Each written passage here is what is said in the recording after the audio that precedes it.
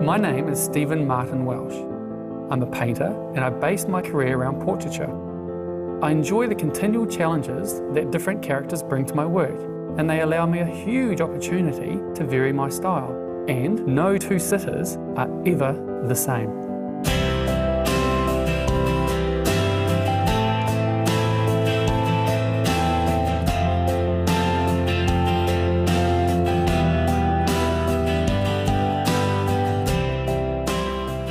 Today, I have the pleasure of painting a pair of New Zealand's finest musical exports.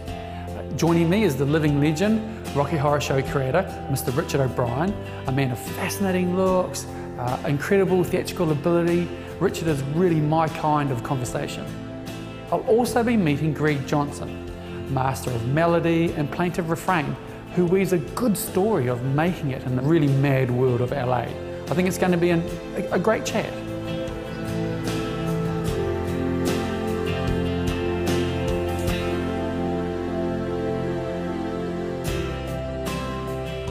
Now, Richard, you're globally recognised for the Rocky Horror Show. Yeah. We'll come back to that. But you grew up on a farm in Tauranga? Well, that's not quite true. Somebody got a hold of the idea that my dad had become a sheep farmer, but that's not true. He was an accountant. Yep. He was the city treasurer of Tauranga for the last kind of 20, 30 years of his life. That's what my dad did. But we were living on a farm for a short while in an old homestead, built about the same time as this, down in Otamotai. And I loved the rural, I just like the whole rural identity of New Zealand, you know, it's appealing, isn't it? And in the 50s too, of course, the world hadn't had a war for 10 years. And my teenage years, when we were the first teenagers to be teenagers. I turned 13 the very year they coined that phrase, teenager. Yeah. I was a little bodgy, actually. I was a little troublemaker. I was into quite a bit of trouble when I was 15 or 16. So we used to hang around the street corners and go into the pool halls and, you know, behave in a kind of objectionable manner, thinking we were tough. But people were my mum, I can remember her dragging the arm off an Elvis record back in the 50s, simply because me and my mate Jack had, you know, played it for the 16th time. Yeah. Where did the music start for you? Very, very early on. I was lucky to have good schools that had great music teachers. One in particular who I can remember singing in a choir at 5 or something, playing the piano about 6. So. Yeah. And so where do you get your inner drive from? I mean, is it something your parents have instilled on you, or you've just always had this? I think they deserve a large portion of credit because they showed me art from a young age. My mother is a really talented painter. And my dad is a great traveller and a great thinker and reader as well. So we just were shown a lot of stuff early on. And I think it's the classic New Zealand upbringing too, you know. We were given this broad view of the world, which I think is important for a songwriter. My own upbringing in New Zealand is not that different to the Midwest of America. You know, the towns established around the same times.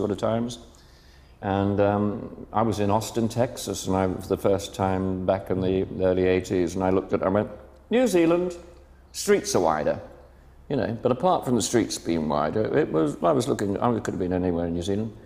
And I always thought Morrinsville or Chiarawa could have been Denton, Ohio, you know, there was that small town, rural background, colonial background. And did you feel uncomfortable in those sort of towns when you were there, or you just... No, I love them. Yep. I absolutely adore them.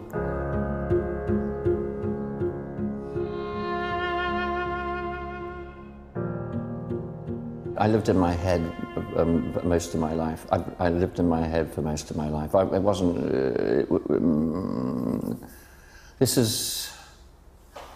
It's not healthy, but the imagination was where I used to live because of this curse of this transgendered nature of mine.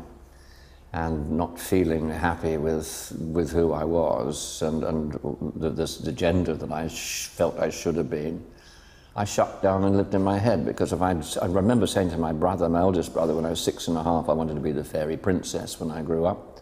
And I can remember the look on his face to this day. I remember the kind of like sneering, guffawing kind of look. And why not? You know, that's what happened between kids. And I made a decision then never to ever let anybody know about that. Yeah. And consequently, you know, it's repression, and you go slightly bonkers. Yeah, so I lived in my head. But surely you must have had, you know, a really great sense of release being involved in that whole world of the Rocky Horror Show. But singing and performing is perfect, and what a wonderful, you know, opportunity. You get on stage and you start putting a frock on and swanning around and having a good time, and everyone says, "Oh, that's okay, because you're in theatre, you're in show business." Yeah. And they go, "Ooh, thank you." You know, if I was a high school teacher or a bank manager or something, rather, imagine how, you know, awful that would be.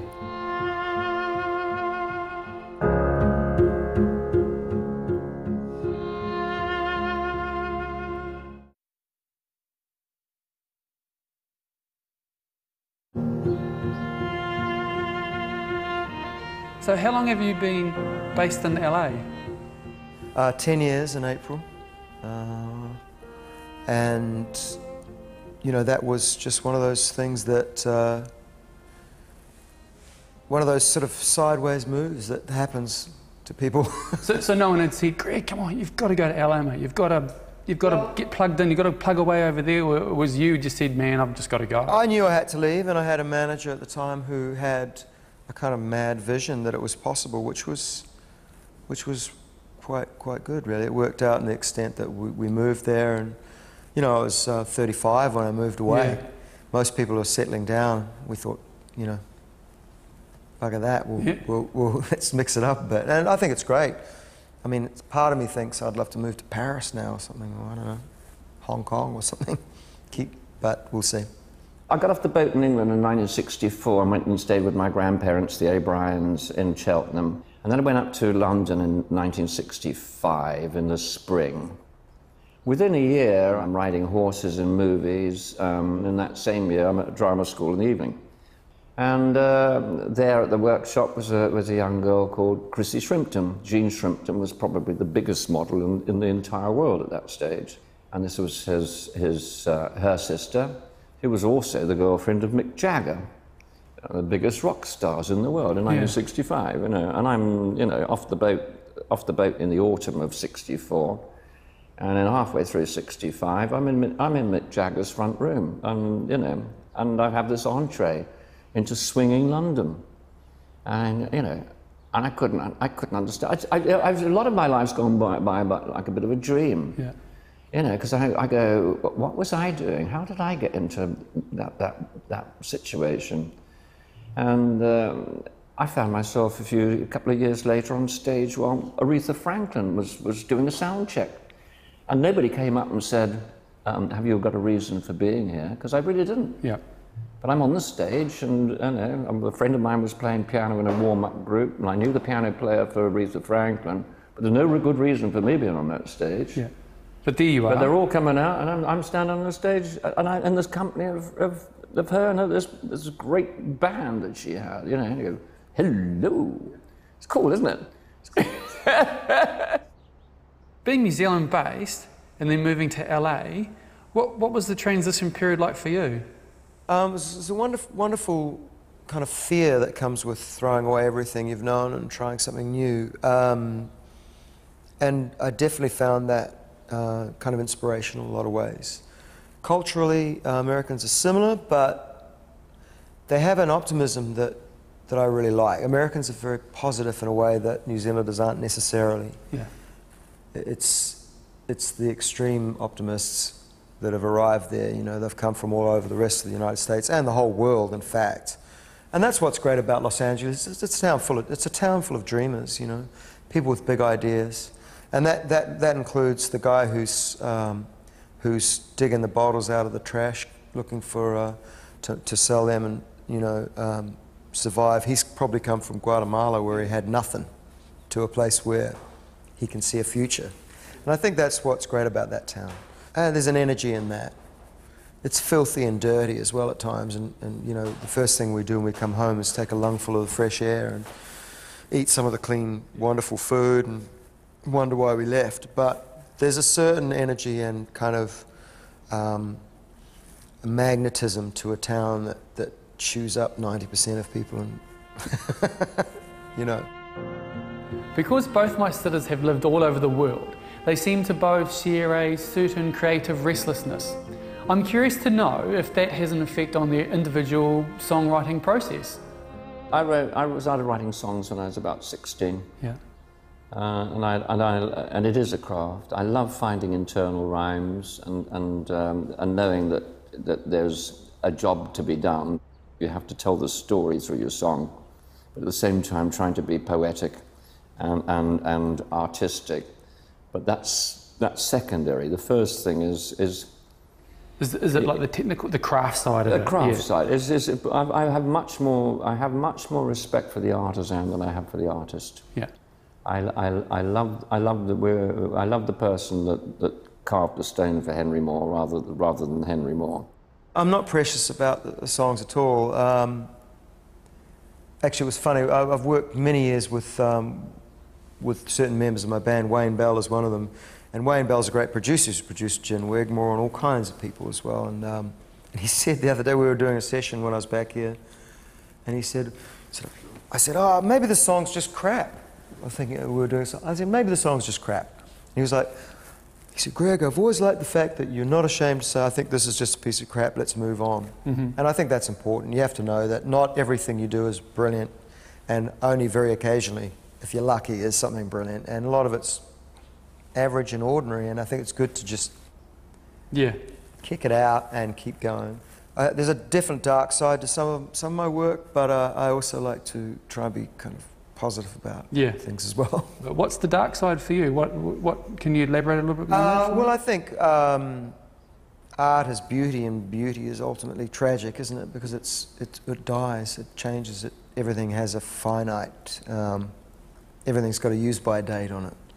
So I think that inherently the most wonderful moment is tragic because it won't last. Yeah. You know. Greg is a really interesting character. There's a melancholic, poetic quality about him, and I've got really interesting ideas about how to visually translate that bluesy minor key feel to him.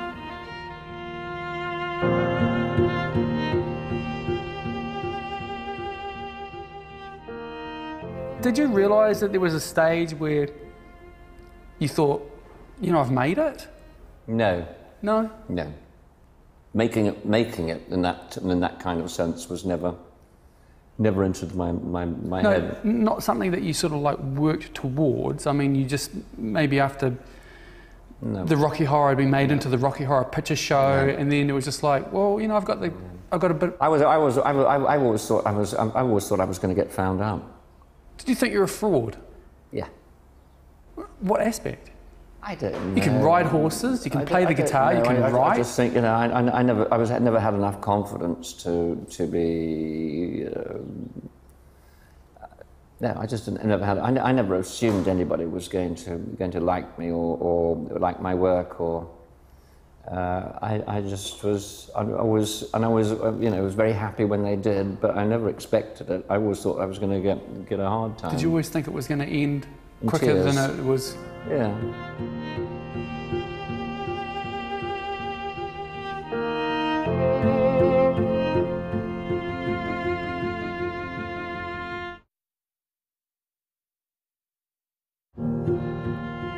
Is there a particular moment in America that really stands out for you, where it's a real high for you? Yeah, I think hearing, we were in Kentucky in a pizza restaurant, and Save Yourself came on while we were ordering pizza at the takeout place, and that was pretty cool to hear a song on radio there. And my brother-in-law phoned me also from Chili's, saying that Chili's in Shreveport, Louisiana, and he said, I'm sitting in Chili's in Shreveport, and your song's playing. I'm telling the barman, that's my brother-in-law, and they were going, bullshit, bro. Yeah. Yeah. I think those moments were pretty special. And selling out the Paradise Lounge in Boston was also a great feeling. And then more recently, I wrote a song for the Natural History Museum in Los Angeles. Wow. For a really amazing creative agency in Los Angeles, based in Los Angeles and New York, and that felt also like a kind of a neat breakthrough. Yeah. To be asked in a town filled with songwriters to do that. So that was, yeah, there's some good moments for sure. You're never quite the same person you were once you've left, but you can't take you can't take away your own history. You know, you are where you're from, as much as people do try and escape it. I'm not trying to escape it, but you can't escape your own history. I came back to New Zealand to do a little series called Coming Home, and we found ourselves in Kitchener Street in Claudelands in Hamilton. And I walked down this street, which is a very nice Leave It to Beaver kind of street. And for the first time, I felt I could put my hand on the past. And I said, I used to live there, and that was our first house in New Zealand. My friend Tommy Borman used to live down there in that house there. I got back to England, and I got this letter from a chap, and he said, I wonder whether you'd be interested in having a statue of yourself built in Hamilton. Well, what's you gonna do? I mean, you're not gonna argue against that, are you? I mean, you generally used to have to go overseas and kill people before you got a statue. Mm-hmm. And all I'd done was written a musical where, the leading person was a transvestite from transsexual Transylvania. And I thought that was pretty good. It's in the full Rocky Horror. Yeah, no, they said that we're going to do Riff Raff at the end. Yeah, that's fine. I walked around the back for the first time to see if the seams in my stockings were straight. They were. Richard has this amazing presence. It's going to be a real challenge as a painting to capture that essence and put it on the canvas. But I love this kind of task, and I really hope I can do it justice.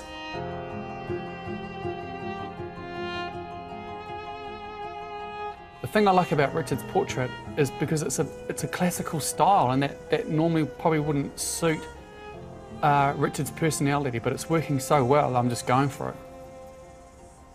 What I'm really enjoying about Richard's portrait is the transition from the dark to light, and as it rides across his face, it just makes all his features stand out. Wonderful, just wonderful.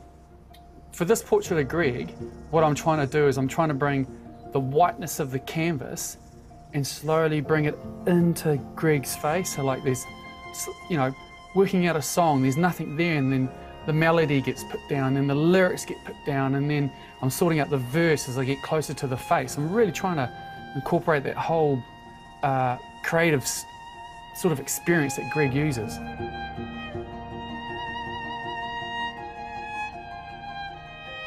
What I want from you, if you can just stand here for me, turn around.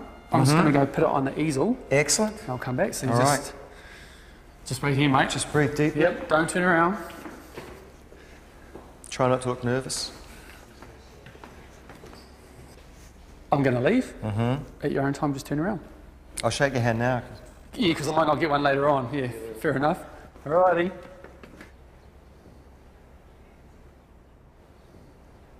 Wow. I'm blue. I like that. That's very good. That's really different from all the others. Is my nose really that big? Is this life size? I could use a shave. Very impressive. Really, I've got to say, Marty is a fine artist because he's done a completely different style and still captured I mean, it kind of looks like me, as much as I hate to admit that. Wow. You're a real talent, my friend. You really are. I've got good models to work from. Your ability to do a whole bunch of styles is quite something. And that's just, I haven't seen any of your paintings like this before. I'll pull out something new for you. Yeah, it's really great, mate. It's very cool. We'll see what other people say about this. I think you've just you've taken it to somewhere else completely with this one. It's far more, it's looser. I really like that. Yeah. We started off loose, and then we just, as we got closer to the face, it just tightened up a lot. Sort of like having an idea and then it just coming together, then focusing, and then that's what I want. Man, give me a white paintbrush, we'll touch up a few of those creases up the top, it'll be great. Okay, I'm gonna leave and you can just turn around when you want. Oh, can I? Yep. Okay. Relax. Yeah, I'm relaxed. It's all good. I'm relaxed. Oh, that's a nice painting over there. Ooh. Have you gone? May I turn?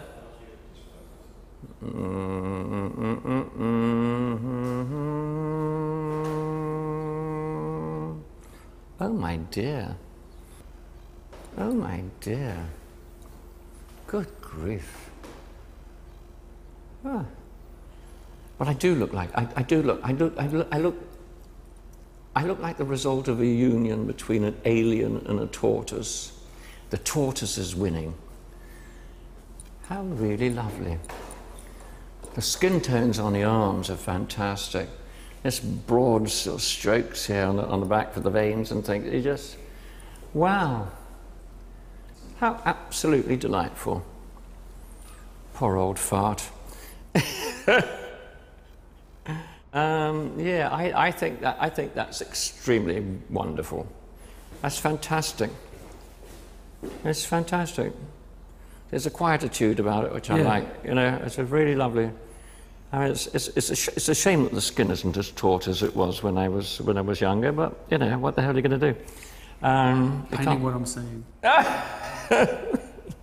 I know. I know. It's fab, isn't it? It's delightful. It really is delightful. Oh my goodness, that's damn good. Am I blue? Oh, that's so good, isn't it? He's great, isn't he? Oh, it's so good. I love all these colours running down too. Is it quizzical, the old look there, or is it kind of like, what the hell am I doing here, sort of? But we're coming real close. Yes. And look at how raw this is, and how raw this is. I want you to come and have a look at mine now. Oh wow, that's really incredible. It is extraordinary, isn't it? I love that hand, the foreshortening on that hand coming towards us. So out of 10, what do you think? Sure, I'd say he's got to be close to a 9. A 9, close to a 9. 8.9. Well, I'd have given you an 11 on yours.